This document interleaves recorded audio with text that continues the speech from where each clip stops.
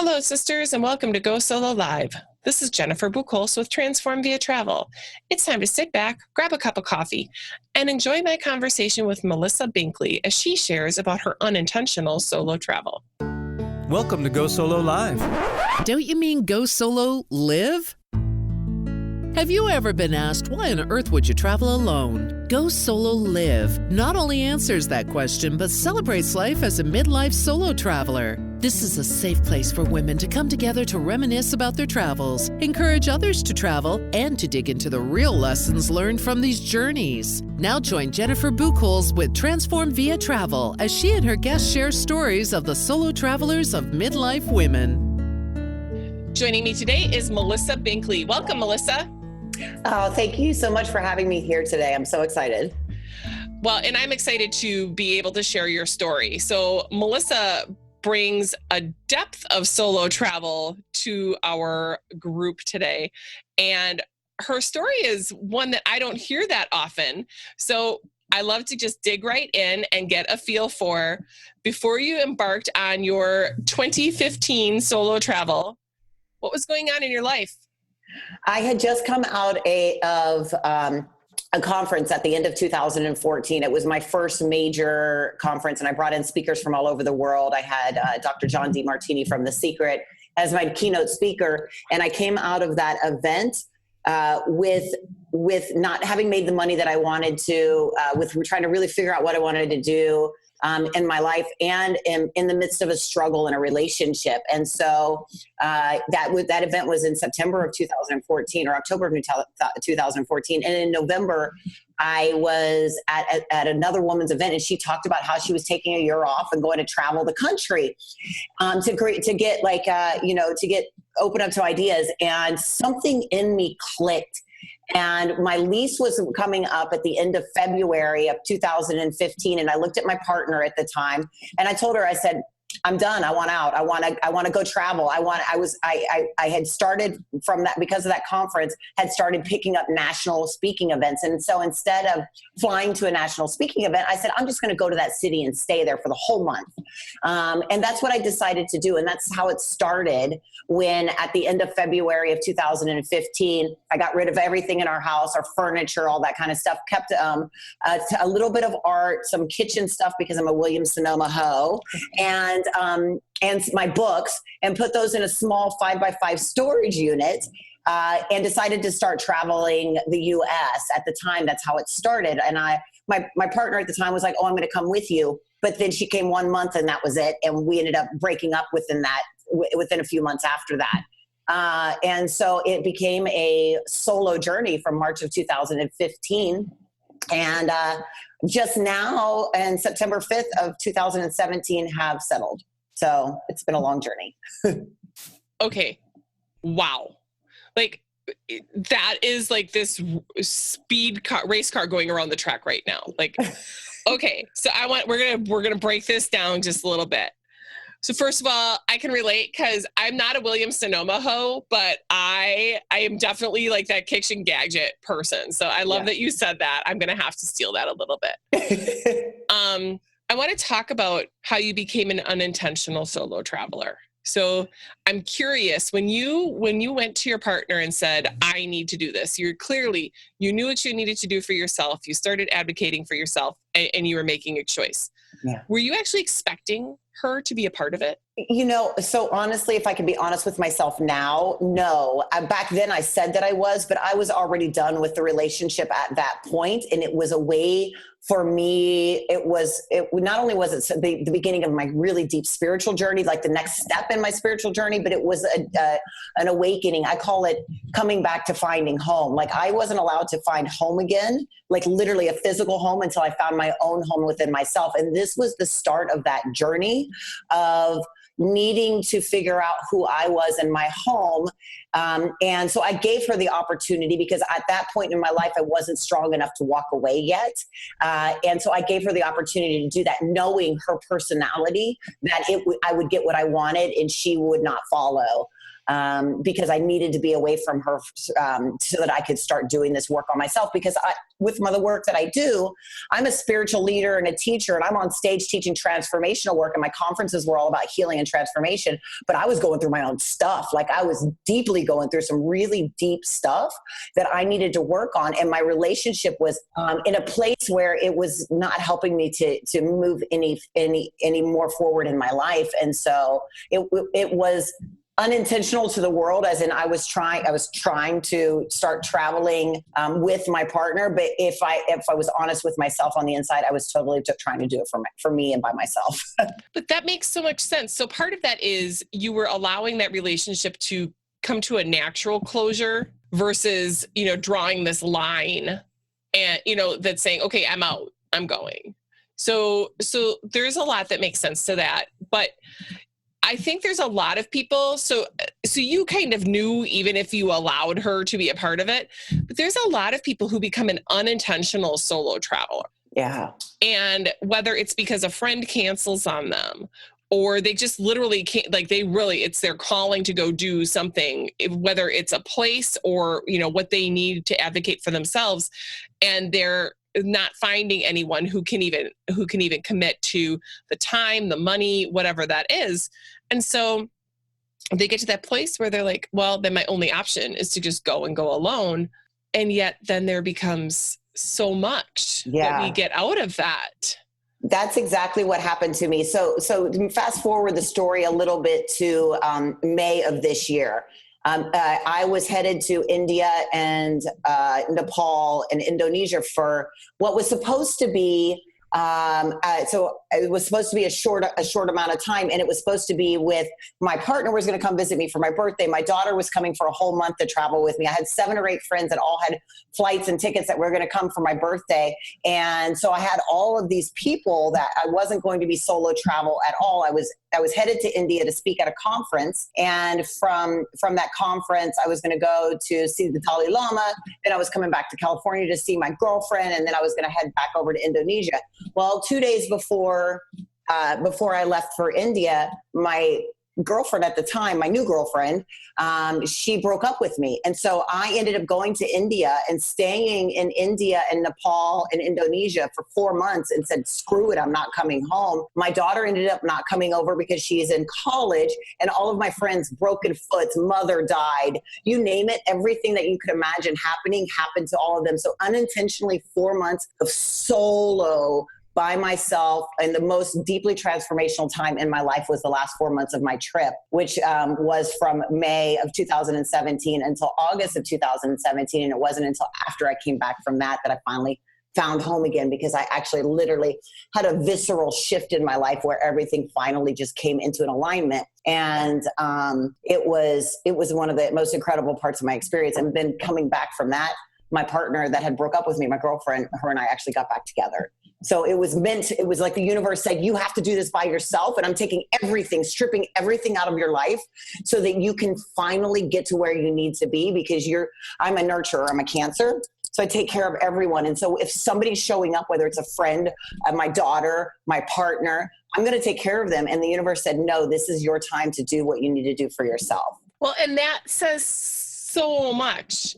There's so much in that. So one of my claims is that I never have felt more at home with myself as when I travel alone.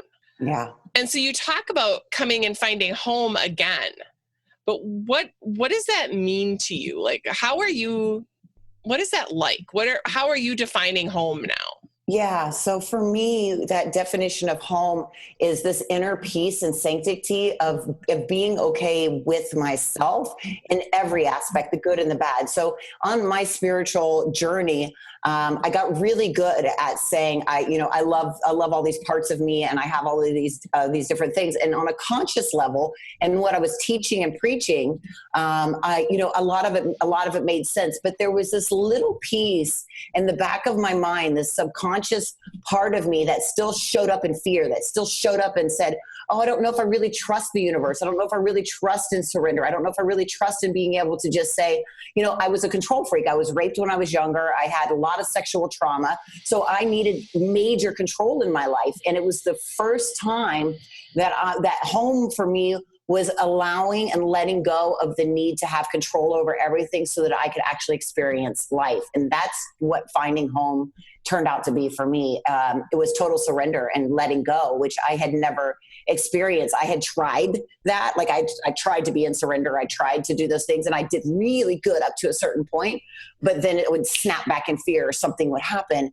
And I finally was like, oh my God, no, I'm always safe. I'm always taken care of. I don't need to try to control or a situation or have something happen. And what happened on my actual 40th birthday, which was July 18th, I was in Bali, Indonesia, and I went to a sacred temple called Tanalat, and it's in the Indian Ocean. And I sat up on this beautiful rock, and I overlooked the temple, and I just cried and cried and cried for like an hour. And my driver's sitting there watching me. One of my clients that was there for an intensive retreat said that she saw me, and I literally just sat and said to the universe, I surrender. I let it all go. I let go of the need to have my partner and the girlfriend. I let go of the need to have the business be a certain way. I let go of the need to have my daughter be there. She was supposed to be there. Everything. I said, whatever you'll have me do. I let go of the need to make money. Seriously. And at that moment, I felt at home because it was not about anything else in these external experiences, but just about me and connecting to the universe on a deeper level. And that's when I felt that shift. So I always call it before 40 and after 40 now, like the BF and the AF of my life. I love it. And honestly, like for me, 40 was this pretty transformational shift as well. So I can relate to that. And I love, I'm like, hey, 40? That's not so bad. We've only been an adult for 20 years. So yeah. I got this. I got the next 20 to 40. We're good. That's great. So, however, what's interesting, let's talk about some of the highlights of your trip. Let's actually get into some of the, and for me, it's not like, I don't want the itinerary. I want the stuff that called to your soul. And this turned out to be, I think, a longer journey than you'd anticipated. So I'd like to hear how that evolved. Yeah, so there was a couple of really cool highlights over the last 2.5 years of the time. And I'll get into how that evolved, but I'll first start with the first experience of going from just national travel in the US to international travel. I had made a promise to my daughter when she was 10 years old, and I told her, I said, I'll take you backpacking across Europe when you graduate from high school. Now, in 2013, 2014, I tried to get my passport and I was denied my passport. And I was denied. There's 2 reasons why you can't get a passport in the US. One is because you're a felon. I'm not a felon. The other one is if you owe an excessive amount of money for some sort of reason. Well, I owed $15,000 in back child support due to being homeless in 2008. And so they didn't give me my passport. And so therefore, I wasn't able to go overseas. And I had in 2015, I was asked to speak in London, couldn't do it. And so I made it a promise. My daughter graduated in 2016, and I made the promise that I was going to still take her on that backpacking trip. So by the end of 2015, I had paid that $15,000, through grace and through different things happening, and with my ex and everything, we got everything taken care of. And I was able at the beginning of 2016 to finally get my passport. And so I took her to Europe, and I was speaking at an event in London, and she got to build the itinerary. So we went to 5 countries, and I let her take care of everything except for when we were speaking in London. And we took trains everywhere and got to see, we went from Italy through France to Switzerland. And then we flew up to London, and we went to Prague, which if you've never been to Prague, it's incredible. And then we came back down to Italy and went to Rome. And what happened in this journey, at that piece of it, was I went to this spiritual eco society called Damanhur, which is in Piemonte region of Italy, and it's in the mountains. And it was 2016. I had, at that point, when I got to the Europe, I had a COO running my company. I had a bunch of things going on. And within the time that I was in Europe, I nearly went bankrupt and lost my company because of a drug and alcohol binge by my COO and things that happened that I wasn't able to control being overseas. So I'm overseas, and I get into this spiritual eco society. And the day that I arrived there, my credit card through my PayPal the number had been stolen. And within 12 hours, my bank accounts had been cleaned out. My PayPal account and my business bank account, like every dime that I had was gone from my account. So I walk into this eco society and I tell them, I'm like, listen, I'm supposed to be here for 5 days. I know I owe you guys a bunch of money for me and my daughter, but I can't pay you right now. And they're like, that's fine. You can pay at the end when you get your money back. It's not a big deal. So my daughter, she's only there for those first 5 days, and I'm supposed to leave on day 5. When she leaves to fly home, I'm going to drive through the south of Italy to do a wine tour. I can't. I have no money. They haven't given me any of my money back. So what happened is, as I'm staying at the Spiritual Eco Society, books start falling off the shelf. I go and have all of these healings done. I go under these underground temples and see some of the most beautiful, like the Sistine Chapel has nothing on what's under the ground in the Spiritual Eco Society. I was introduced to, like, it was one of the most deeply spiritual experiences of my life. The day I was supposed to get on a train to go back to the plane in Milan to fly back to the US was the day the money came back. I believe, and I say that there are no coincidences in the world. The universe said the only way we're keeping Melissa's butt staying still so that she can have the transformational experience she has is to take all of her money. Because I would have, if I had had even $100, I would have rented that damn car and gone into wine country, right? So that was one of the deeply spiritual experiences and deeply transformational ones that I had. And I have several others. But, yeah. Well, and interesting how the universe provides. Yeah, it really was. And so then the next really cool experience that I had was I was speaking at an event in Chicago, and I'm traveling from place to place. So like I went from Europe and I went to New York, and then I was in Chicago and speaking at an event in Chicago, and these two ladies, they're like, oh, we're doing a retreat in Paris, France, and we want you to come and speak and do your intuitive intelligence at our retreat in Paris. I said, okay, awesome. And then they say, and we're going to invite you to stay with us, and you can stay with us for Thanksgiving in Julia Child's house in the south of France. We're going to be doing Thanksgiving. And I was like, oh my God. Yeah. So I flew over to France. I did this retreat, and then we took a 9-day drive down through the south of France to what's called the Rosemary line, which is all of the sacred rosemary, the Magdalene line, Mary Magdalene and all of the places all the way down through the south of France. And then Thanksgiving Day with about 16 people, we cooked Thanksgiving dinner. We met friends from people that we never knew before who are now friends from New York and Miami that happened to be there at the same time. And we had this huge, amazing Thanksgiving dinner at Julia Child's home in Provence, in La Grasse, in the south of France. So another just synchronistic, incredible. Yeah. Incredible. And I'm a foodie. So like I said, Williams Sonoma, I love to cook. I'm a pretend chef, meaning that, my friends come to my Thanksgiving and they don't go to anybody else's. They stop going to their families because that's how much I love to cook. And so this was like a dream come true that I would have never even thought to have the dream of, right? Like the universe kind of just provided and said, yes. Kind of experience. And so that happened. And then this last trip, it was all for me. It was about amazing adventure. So I did bungee jumping, whitewater rafting, whitewater kayaking. In India, I did bungee jumping. That was in Nepal. In Nepal, I did the whitewater kayaking, rafting. I trekked the Himalayas. I trekked in Indonesia. I trekked 3 volcanoes all the way up to the top, camped overnight. I did... I learned to scuba dive. I got my scuba diving certification in Bali, Indonesia, in like Padang Bay, which is one of the most beautiful places in the world. I learned to surf in Lombok, Indonesia. It was crazy adventure built in with like temples and sacred movement and different places like that. So it's been like these different pockets of just like, how do you just completely shift and change your life? And during all of this, I'm working with my clients online. I'm speaking at events. It's all together because I truly believe you can have the life that you want and live it and still have the business that you want too.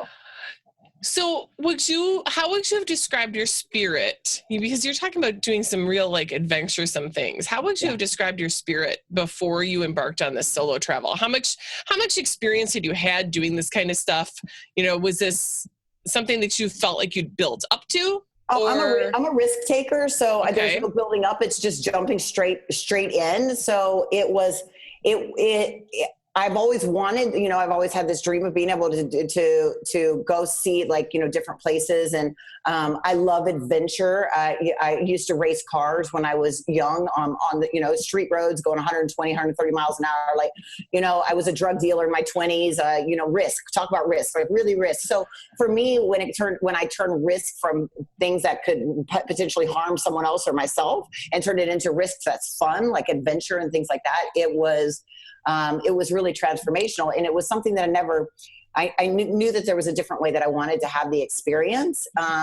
But this was my first opportunity. I mean, at this day and age to do that. I didn't get it in I had trauma in my 20s, and I didn't, I had my daughter at a very young age. So I didn't get to do any of it at her age. So it was this was the time that I got to do it. Wow. Okay. So you were wired for adventure. Yeah. That's amazing. Okay. So can we talk a little bit more about, the emotional journey that you were on? Yeah. So, I mean, there definitely was some transformation that was going on.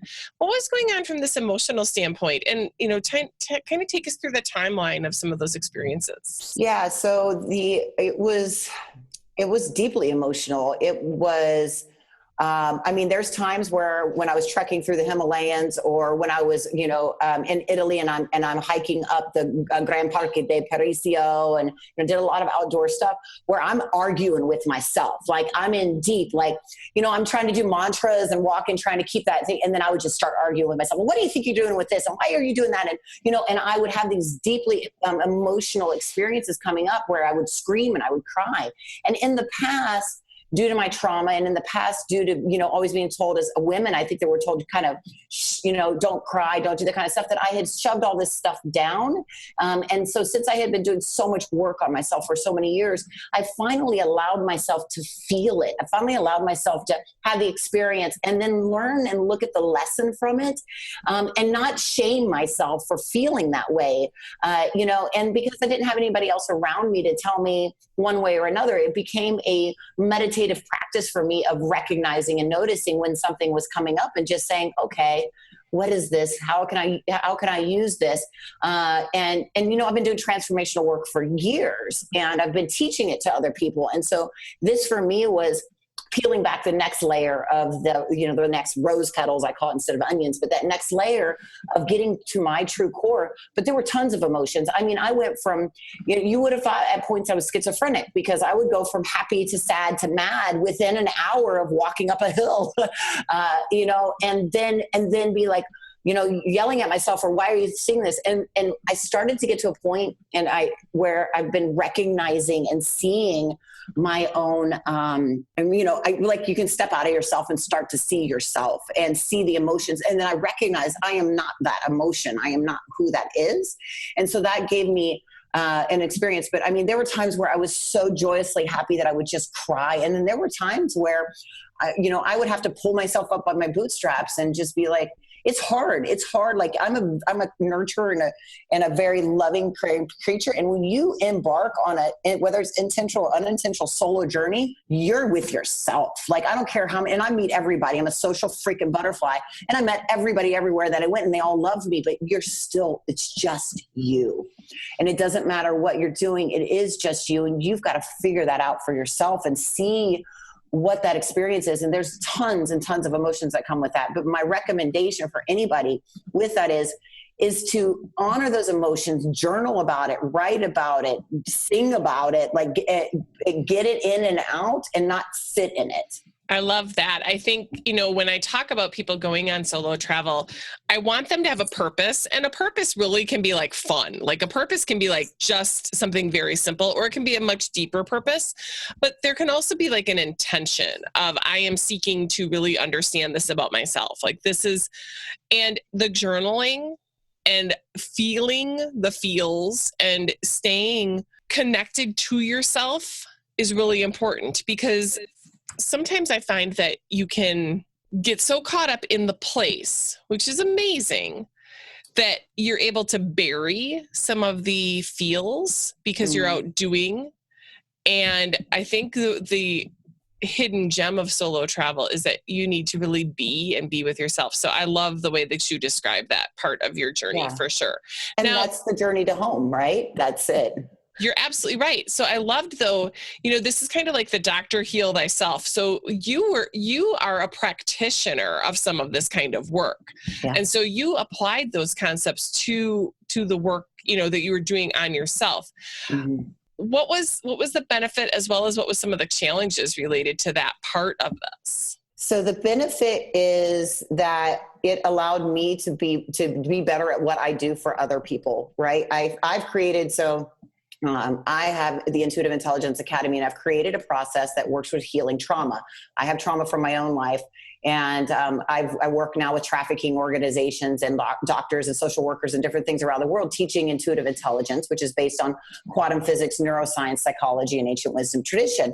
And by being able to do that for myself, I was able to see how I could help other people in a better aspect of really creating, if I can heal and change myself, I can help other people do the same. And so that was a benefit for me. The challenge is, and I think it's a challenge for everyone, is how truthful are you really with yourself? Like, I had to get really real with myself, because there was a place where, I'm looking at the relationships in my life and like, do I really want this relationship because I'm in love with this person, or do I want it because because I want to have the feeling of being in a relationship, like breaking things down. And then there was a point, and it's so funny. I just opened up my journal, and the last day on the last page from July 8th of this year, because then I had to start a new journal. I read it for the first time like last week, and I was like, oh, because it was like cuss words and like, I used blah, blah, blah, blah. And I was mad. And it was me being honest with it instead of covering it up and saying it's okay to be angry. It's okay to do that. So the difficulty in that was really finally just getting honest with myself and not doing what I call spiritual bypass of, oh, everything's okay and it's all going to be all right and you just will work through it. But really saying, no, sometimes things aren't, and being truthful with myself. I think we lie to ourselves sometimes and don't even know that we're lying to ourselves. Absolutely. Absolutely. So yeah, this getting real. And I love the journaling part. Now, I am not the best journaler. Like, that is not, I don't love writing at all, which is why my blog is like one post. However, I do recognize the value of it. And I think it's really important that we honor, that it captures a moment in time. So I encourage a lot of people to journal, because it captures where you are in that moment in time, in the moment. Mm-hmm. So part of when I went on my first major solo trip at 40, I was dealing with a lot of grief. And my first trip was like a runaway trip, and I didn't process anything. And then I started to get more intentional about what I wanted to work through.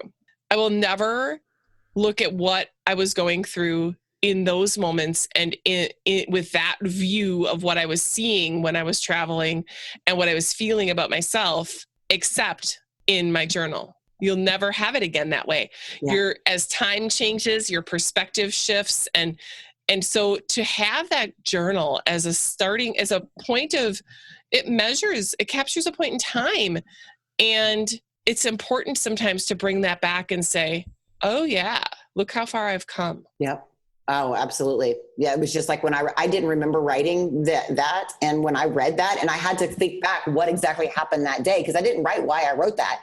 I had to figure out what was it that happened that day that made me that angry. Like I was so upset. And then when I realized what it was, and then when I see where I am now, I was like, wow. But I would have never remembered those emotions or remembered writing because I got it out, right? That's one of the other things about journaling is you don't hold on to it. So your body doesn't end up affecting your body and your stuff because you're actually getting it out. So I didn't hold on to it. I didn't remember that I had that. But if I hadn't done that, it would still be in me somewhere and I would be having to deal with it and not knowing what the heck it was. That's exactly right. And that's, there's so many techniques that can go along with the writing, but it's really more of this process of getting it out, being clear about what it is. And then you can choose what to do with it. You can choose to hold on to it. You can choose to let it go literally, meaning, it's out of you, or you can actually like burn it or something symbolically. But all of those steps in this process help us.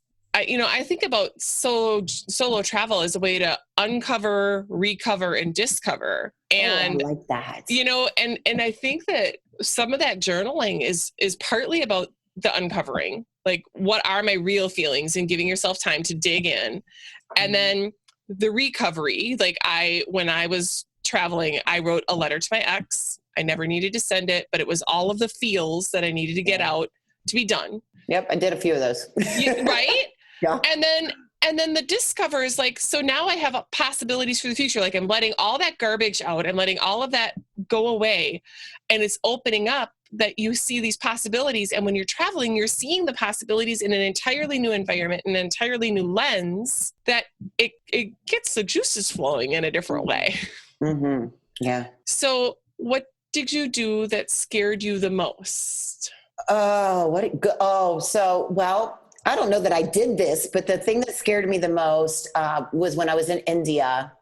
It was my first train ride, I take that back. My second train ride. My first train ride, I was deathly sick and ended up spending the whole train ride, the ride in the bathroom. I had gotten the Delhi belly. The second train ride, I had to be at the train at 4:30 in the morning. I had my backpack by myself, and there was a gentleman in a blue shirt that came up to me and looked like one of the officers that works at the train station. He says, I need to see your ticket. I need to see your ticket. So I hand him my ticket, and didn't even think about this until later, is in an envelope that is from the number 1 5-star hotel in all of India, because that's where I'd stayed because I was speaking at a conference.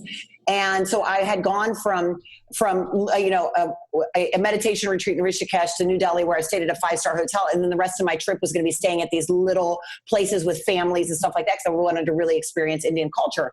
But at that moment, I handed him that thing. He looks at it. He opens up the ticket. He says, your train has been in a crash. It's not here. You need to go. And he shoves me and takes me into a tuk-tuk and sends me away from the train station. They take me miles away to the middle of nowhere. And they take me to an office, and I go into this office, and they say, oh, well, there's no more trains today. You can't get on any trains. There's no buses. You must get a taxi. And the taxi, so the train ticket was like, $10 US, and a taxi was going to be like $300 US to go to Jaipur, which is where I was headed to. And I looked at the guy and I said, you can take me back to my hotel. I am not doing that. And I'm like, and so he kicks me out of his office. And I walk out onto the street, and there's 15 men. Now, mind you, I come from trauma, right? Sexual trauma and all this stuff. So, my preconceived American thoughts and patterns, as soon as I walk out the door and see 15 men at 5:30 in the morning, and the light is starting to just come up, all standing around, and I fucking break down. I start crying. I call my now ex-girlfriend, the only person I know will answer the phone. And I'm like, don't get off the phone with me. I'm scared. I'm so scared right now. And she's like, just stand strong. It'll be okay. And I explained to her what happened. And I'm like, I don't know what to do. I don't have a train. I don't know. I need to get back to my hotel. And I said, and I'm like on my app trying to get Uber, and there's not an Uber in sight. And usually there's Ubers everywhere, but wherever they had taken me, there was nothing. And I'm petrified. And so finally the guy that had drove me in the tuk-tuk, he's still there. He walks up to me and he's trying to hand me something to get me on the phone. And I'm like, no, I don't want to talk to you. He looks and he says, ma'am, let me take you back. And I said, and I got in the back of the tuk-tuk with him. He drives me back to the train station. My train is there. I get on my train and I leave. And what happened there is, at that moment, I had to sit with myself and say, what is my belief system that made me freak out at this moment? Because I believed that because I'm in a foreign country, none of these men were going to hurt me. It's not in their bones to do it over there. But my preconceived notion, because of my trauma, because of where I had been, gave me an assumption of something that triggered everything. And I sat and journaled on that train for hours about my experience of what I thought was going to happen. So that for me was my scariest moment, because it turns out they're the mafia and they're only after your money. They're not there to hurt you. But you also understand, I work in human trafficking, sexual trafficking. Like I saw girls as young as 4 years old while I was in Nepal that had been trafficked. So my mind, first thing it goes to is, I'm going to be kidnapped and trafficked, right? That was my thing. And so I really had to sit with myself. It was the scariest point of my whole travel in the last couple of years. For sure. Well, so this is the challenge, is you have your gut, right? Yeah. You have your gut that tells you what the story is and should be. And you have your frame of reference, which is from home and what that would, and my goodness, your history. So frame of reference is like where you're from and what that would signify there. But then you have your own history, baggage, background that is real experience. Like this isn't imaginary, hypothetical stuff. This is, you have lived this. And then you're in a foreign country with probably language barriers in very unfamiliar situations. So the way that you process that was natural. And I would want to tell people to remember to trust their gut, because as you're telling me that story, my jaw is dropping further and further, because holy moly, that sounds super intimidating. Yeah.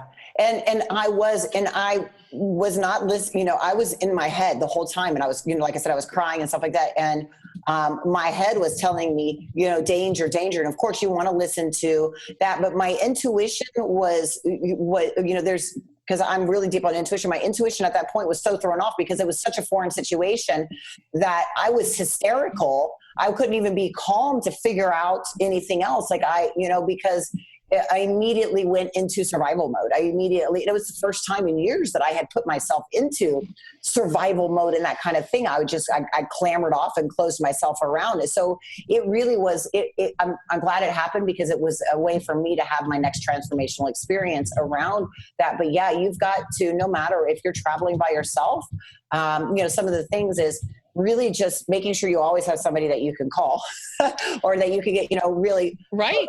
And what I did after that was every single city that I went to for the rest of my travels, every small town, for the rest of all of those 3 months, I met somebody that was local that I trusted, that I made sure took care of me, that was there. I met their family. I did stuff like that. And that changed my whole experience because they still, every single one of them, WhatsApp me, ask me a question, how are you and stuff. But I made an intentional promise and experience to meet somebody in every town that I was going to, and they would make sure they took me to the train station. They did that, and I had a protection kind of, like I created my own sense of safety. You have a plan.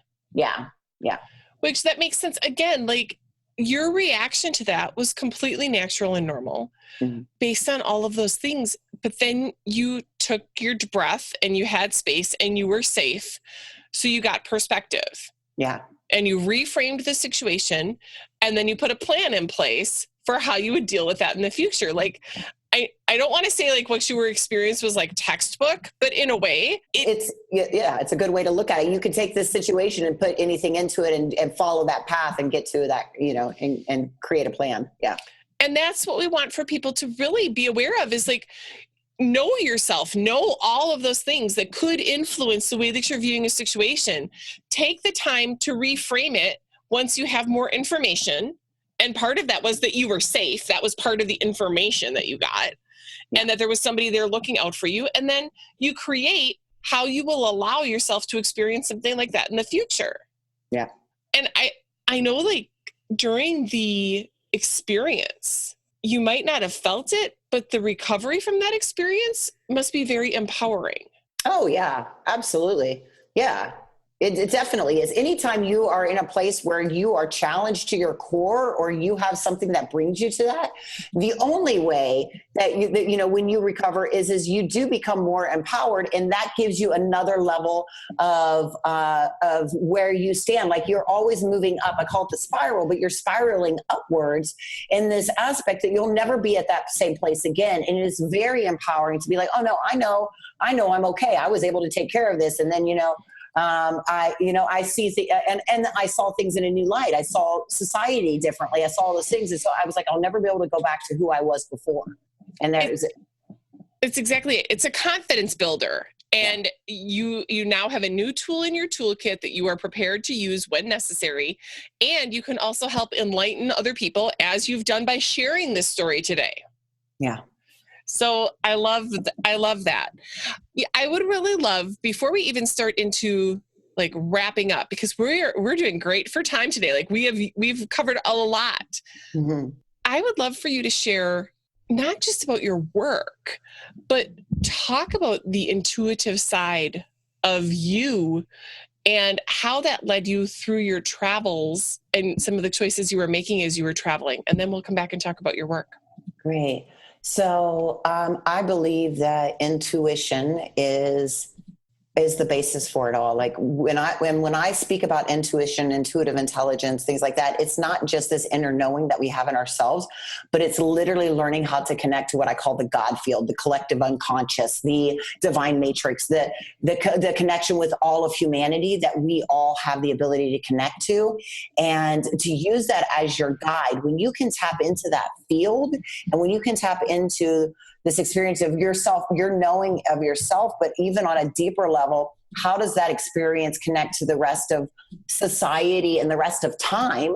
We stand in all time exists right now.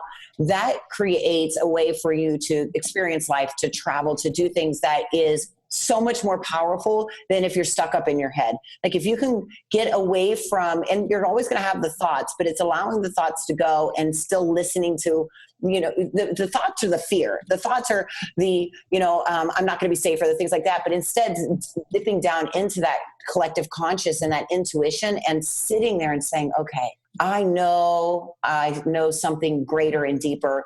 And I don't know exactly what it is, but I just know. And then you look at that and you look for signs, because the universe talks in symbols. The universe talks in signs. Very few people have auditory symbols, which means that they actually get the voice. Like some people hear about, I get the voice that tells me. We're not built that way. Very few people actually get the voice. They get the feeling, or they get the vision, or they see signs from the universe. And that's intuition. Intuition is not just the knowing or the voice, but all of these other things. That is how we connect into it. And there are so many times that we have a person standing right in front of us that's literally mirroring our intuition and telling us something, and we're freaking ignoring them, right? We're not paying attention, or the feather that's on the ground that we're walking by, that there's 1,500 of them and you're walking a path, and you're like, oh, that's kind of cool. It's a sign, and that's our intuition. That's our collective conscious, the God field, trying to give you a message that if you were to follow that, will shift and change your whole experience in your life. And that was what I learned to do through the travel on a deeper level, was to follow that. And I hardly made plans. I just went from place to place by following my intuition. That sounds amazing. So I'd like you to make sure that you tell people a little bit more about what you do and how they can connect with you. Great. Well, I'm a soul and business strategist. So I work in helping people, amazing, what I call love leaders. So leaders in the world create global impact. So take a mission and be able to turn it into something that transforms the world and creates a conscious revolution.